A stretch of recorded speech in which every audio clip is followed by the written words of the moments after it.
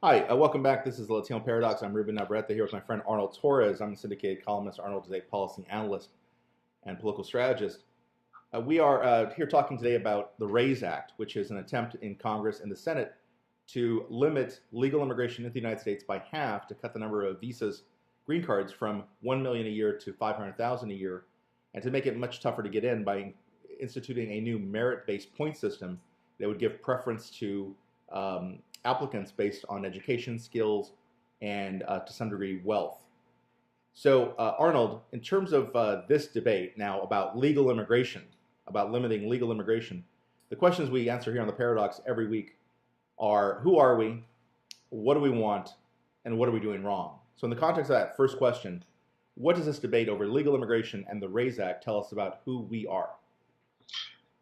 We are a confused and frustrated community. We are confused because we're looking at the history of the country's immigration policy that was always about family reunification. And even then, it was not very, very nice to countries from Latin America. But yet the idea, the concept, the premise was something that everybody bought into and thought was right. And then the reality that so many of our community lives, jobs are there because there's a lot of people who won't take certain types of jobs, and we have built the infrastructure of this country. So I think that's the confusion and the frustration. The reality and the experiences that we've had historically are now being completely moved in the other direction.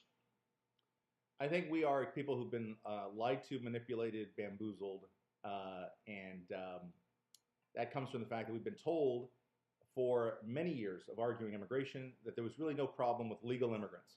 People would come up and say, I have no trouble with legal immigration, legal immigrants. I'm not anti-immigrant. I'm against illegal immigration. It's all about law and order. It's all about illegal. And now we know that thanks to Senator Tom Cotton and Senator David Perdue, they put the lie to that. They've exposed it. The cat's out of the bag. It turns out America does have a problem with foreigners across the board, whether they come legally, illegally, or with a letter of recommendation from the Queen of England. This is always the way it's been. You know, for 230 years, we've had a problem with immigrants, whether they came legally or not. So I think that's what we are now a people betrayed and lied to. We realize now that no matter what people have said, they have a problem with people coming to the country, period, no matter how we get here. The second question is, Arnold, what does this debate over legal immigration and the RAISE Act tell us about what we want? We want clarity. I think it's very, very important that we need that clarity. We want to know why you really want to change that. Again, we're back to the reality, and the point that I raised is so many of our people are looking at this and saying, wait, we've been working here. There's generations of our families that have come here. We're working with the same in the same industry. You know, look at the things that we've done. I think it just what we want is just that clarity. You know, why do you want to move in this direction? Is this really about a racist effort? Or do you really have that much of a hang up with us? And if you do, what are you going to do when we're gone, if in fact we have to go? I think this is very, very frustrating for our community, and it's creating a lot of fear. So in terms of what we want, I think we want nuance. The one thing that we see in our community and we don't see in this debate in Washington is oftentimes lacking. What we want is nuance because there is not unanimity in the Latino community on the issue of immigration. If you go to a family barbecue, you get a bunch of tias and comadres together, and you talk about immigration, you're going to get every single view under the sun. There are some people who want greater restrictions, who support Border Patrol actions. Half the Border Patrol, in fact, is Hispanic. You have a great desire in many cases to strip benefits away from welfare benefits and other benefits away from immigrants who are coming here legally, even in terms of what they can access. So you do have a sense of ambivalence, a lot of confusion in the Latino community, and I think they want that reflected in the debate and in Washington. And the problem with Washington is, while Latinos live in the gray area, Washington is all black and white. It's always cast in absolutes.